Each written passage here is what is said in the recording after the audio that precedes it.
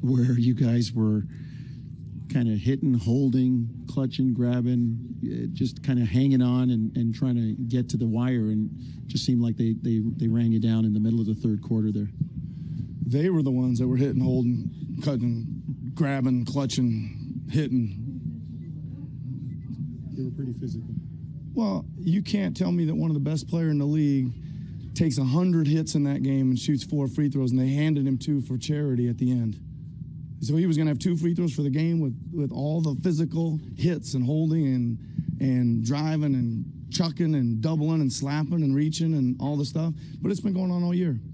I do not understand why they are letting everybody play one of the best players in the league so physically. I do not understand it. It seemed like they were obviously sending multiple defenders at him, and he would make the right play, pitch out, and you guys just could not knock down an open three. Yeah, we had some really good shots all night long. Had some good chances at the rim as well. Their size seemed to be an issue too, Nick. I mean, with your depleted lineup, you just couldn't match them size-wise, it seemed like at times. Yeah, I don't think so, Jones. I don't think it bothered me. Yeah, they backed us in a couple times, but it wasn't a big deal. We were willing to live with some of that stuff. When you get to midway through that third quarter, it looked like the fatigue started. It looked like it started to set in after a while. I mean, you were going short. A lot of your three-pointers were sort of short, and the legs weren't under them. And do you think fatigue played into it? I don't know. I mean, maybe with CJ played some pretty heavy minutes, but OG didn't play that much. I mean, they just had good looks, and OG had tough luck on a couple, round and outs, and they just didn't make it. I'm trying to think who else was really short. Maybe Serge was short on one, maybe. But it might have played a little bit of a role. But let me just take a look here. It doesn't look like anybody other than Danny. Yeah, the 3 guys, Danny, DeLon, and Kawhi had 38 minutes.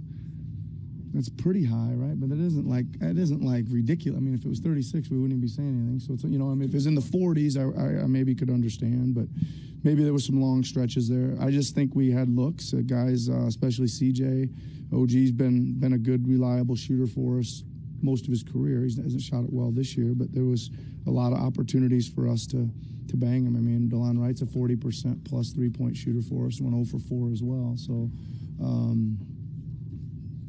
We made the right plays, I thought, offensively. How long have you been sitting on the Kawhi thing? I mean, it's not just tonight. It's been going for a while, but I mean, it's been going on all year.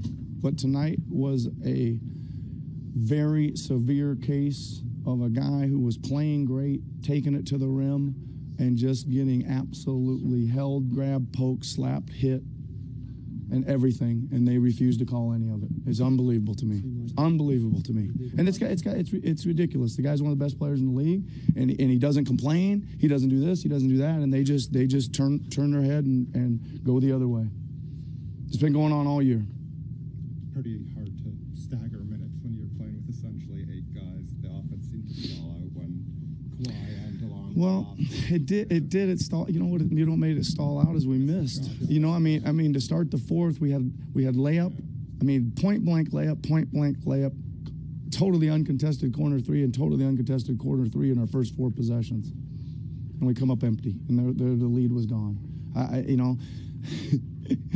Offense does stall when the ball doesn't go in. There's no doubt about it. Yep. All the more frustrating. This is a good rebounding team. You won them on the boards. Played our butts off. We played our butts off, man. We outplayed them. No question.